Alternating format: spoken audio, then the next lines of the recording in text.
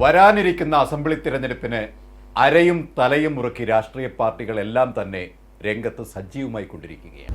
ഭരണത്തിലിരിക്കുന്ന LDF സർക്കാർ വൻ പരാജയമായ സാഹചര്യത്തിൽ കോൺഗ്രസ് 10 മടങ്ങ് ശക്തി ആർജിച്ചു കഴിഞ്ഞു. കോൺഗ്രസിൽ ഹൈക്കമാൻഡ് നടപ്പിലാക്കിയ നേതൃമാറ്റവും ഉടനെ തന്നെ നടക്കുന്ന DCC അഴിച്ചുപണിയും യൂണിറ്റ് തലം മുതൽ മണ്ഡല കമ്മിറ്റി, ബ്ലോക്ക് കമ്മിറ്റികളെ ശാക്തീകരിക്കാനുള്ള നേതൃത്വങ്ങളുടെ ഇടപെടലുമൊക്കെ കോൺഗ്രസിന് പുതിയ ഊർജം നൽകിയിട്ടുണ്ട്.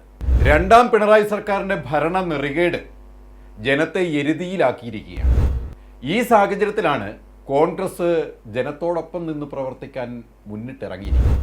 കുറച്ച് നാളുകൾക്ക് മുമ്പ് ഗ്രൗണ്ട് സീറോ നടത്തിയ ഒരു സർവേ ഫലത്തിൽ കോൺഗ്രസ് വലിയ രീതിയിലുള്ള മുന്നേറ്റം നടത്തുമെന്ന് പറഞ്ഞത് ശരിവെക്കുന്ന രീതിയിലാണ് കേരളത്തിൽ ഇപ്പോഴത്തെ രാഷ്ട്രീയ തരംഗം.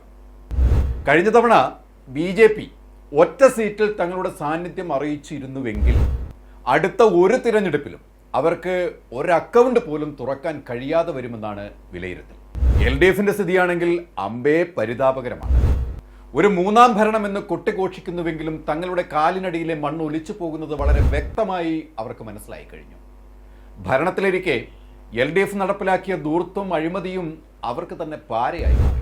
സമരങ്ങളോട് LDF വെച്ച് പുലർത്തുന്ന നിസ്സംഗതയും മുഖ്യമന്ത്രിയുടെ ഓഫീസ് നേരിട്ട് നടത്തിയെന്ന് തെളിവ് സഹിതം PV അൻവർ ഉയർത്തിക്കൊണ്ടുവന്ന വിവാദങ്ങളും, അതിൽ മുഖ്യമന്ത്രിയുടെ മൗനവും, പാലക്കാട് ബ്രൂവറി വിവാദവും, മുഖ്യമന്ത്രിയുടെ മകളുടെ അഴിമതി, അതിൽ പാർട്ടിയുടെയും മുഖ്യമന്ത്രിയുടെയും നിലപാടുകളും, വിലക്കയറ്റവും, ക്ഷേമ പെൻഷനടക്കം മുടക്കം നേരിട്ടതും, സപ്ലൈകോയിലെ വിലവർദ്ധനവും, സബ്സിഡി എടുത്തു കളഞ്ഞതും, അത്യാവശ്യം ഭക്ഷ്യവസ്തുക്കളുടെ ലഭ്യത കുറവും തുടങ്ങി ദൈനംദിന ജീവിതത്തിലെ ഉപ്പ് തൊട്ട് കർപ്പൂരം വരെയുള്ള വിലക്കയറ്റവും ഒക്കെ, വന്യജീവി ആക്രമണം ഉൾപ്പെടെ LDFന്റെ ഭരണ പരാജയമാണ് വിളിച്ചോതിക്കൊണ്ടിരിക്കുന്നത്.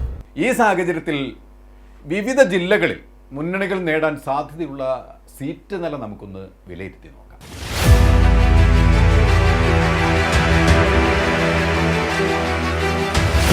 അഞ്ച് സീറ്റുകളാണ് ജില്ലയിലുള്ളത്. അതിൽ 3 സീറ്റ് UDF നേടുമെന്നാണ് കാണുന്നത്. LDF വെറും 2 ഒതുങ്ങും എന്നാണ് വൈപ്പ്.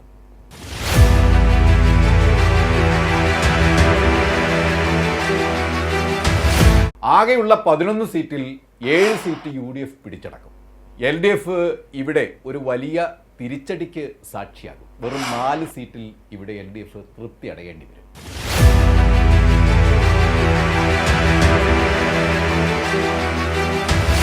ഉള്ള 3 സീറ്റും UDFനൊപ്പം നിൽക്കുമെന്നാണ് സർവേ ഫലം പറയുന്നത്. കഴിഞ്ഞ തവണ മാനന്തവാടി LDFനൊപ്പം നിന്നിരുന്നു എങ്കിലും ഇത്തവണ മാനന്തവാടിയും UDFനൊപ്പം നിൽക്കുമെന്നാണ് ഫലം പറയുന്നത്.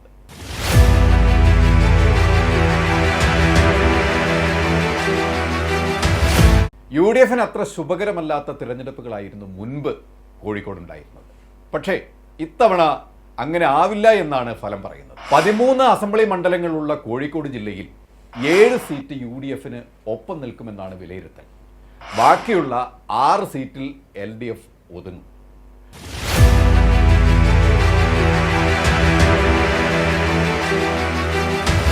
ഇവിടെ ഒരു UDF കടന്നുകയറ്റം തന്നെയാണ് ഉണ്ടാവാൻ പോകുന്നത്. 16 സീറ്റിൽ UDF 14 സീറ്റും പിടിച്ചടക്കുമെന്നതാണ്.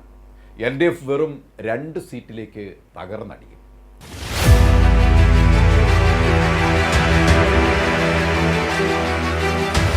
ഇത്തവണ UDF ഇവിടെയും മുന്നേറ്റം ഉണ്ടാവുമെന്നാണ് കണക്കുകൂട്ടൽ. 2 സീറ്റിൽ പാലക്കാട് കഴിഞ്ഞ തവണ UDFനൊപ്പം നിന്നിരുന്നുവെങ്കിൽ ഇത്തവണ അത് മാറ്റിമറിക്കും. UDF അവിടെ 6 സീറ്റിലേക്ക് കുതിച്ചു കയറും എന്നാണ് ഫലം തെളിയുന്നത്. മിച്ചമുള്ള 6 സീറ്റ് LDFനൊപ്പം നിൽക്കും.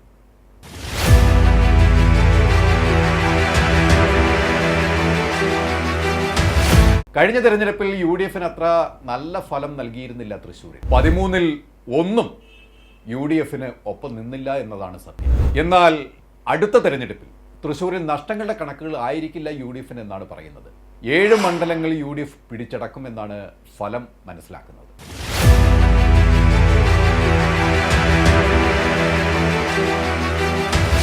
കോൺഗ്രസിന് ഏറെ മുൻതൂക്കമുള്ള ജില്ലയാണ് എറണാകുളം. 2021 അപ്രതീക്ഷിത തിരിച്ചടികൾ UDFന് ഇവിടെ നേരിട്ടുവെങ്കിലും അടുത്ത വർഷം ഈ പരാജയത്തിന്റെ ചരിത്രം ആവർത്തിക്കാതിരിക്കാൻ UDF പ്രവർത്തനങ്ങൾ ത്വരിതപ്പെടുത്തി കഴിഞ്ഞു. 14 സീറ്റിൽ 11 സീറ്റും UDF നേടും. കേവലം 3 സീറ്റിലേക്ക് LDF ഒതുങ്ങേണ്ടി വരും.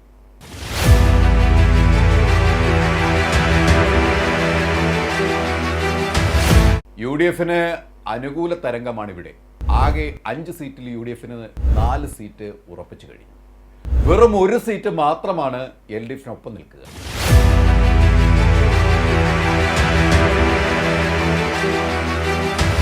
ഇവിടെ സ്ഥിതി വ്യത്യസ്തമല്ല. ആകെ 9 സീറ്റിൽ 6 സീറ്റും UDF നേടാനുള്ള സാധ്യതയാണ് കാണുന്നത്. 3 സീറ്റിൽ LDF.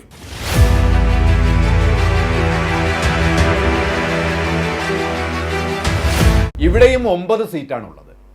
ഇവിടെയും 6 സീറ്റിൽ UDFന് ഒപ്പം നിൽക്കുമ്പോൾ വെറും 3 സീറ്റ് LDFനൊപ്പം നിൽക്കും.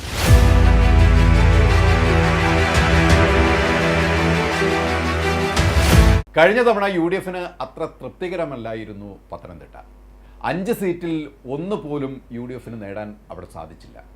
പക്ഷേ അടുത്ത കൊല്ലം ഇത് ആവർത്തിക്കില്ല എന്നാണ് സർവേ പറയുന്നത്. 4 സീറ്റിൽ മുന്നേറ്റം നടത്തി UDF ആ പ്രതാപം തിരിച്ചു പിടിക്കും. വെറും 1 സീറ്റിൽ LDF ഒതുങ്ങേണ്ടിയും വരും.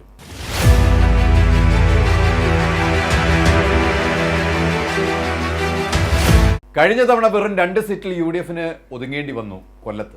പക്ഷേ അടുത്ത വർഷം 11ൽ 6 സീറ്റും പിടിച്ചെടുക്കും UDF. LDFന് 5 സീറ്റിൽ തൃപ്തി അടയേണ്ടിയും വരും.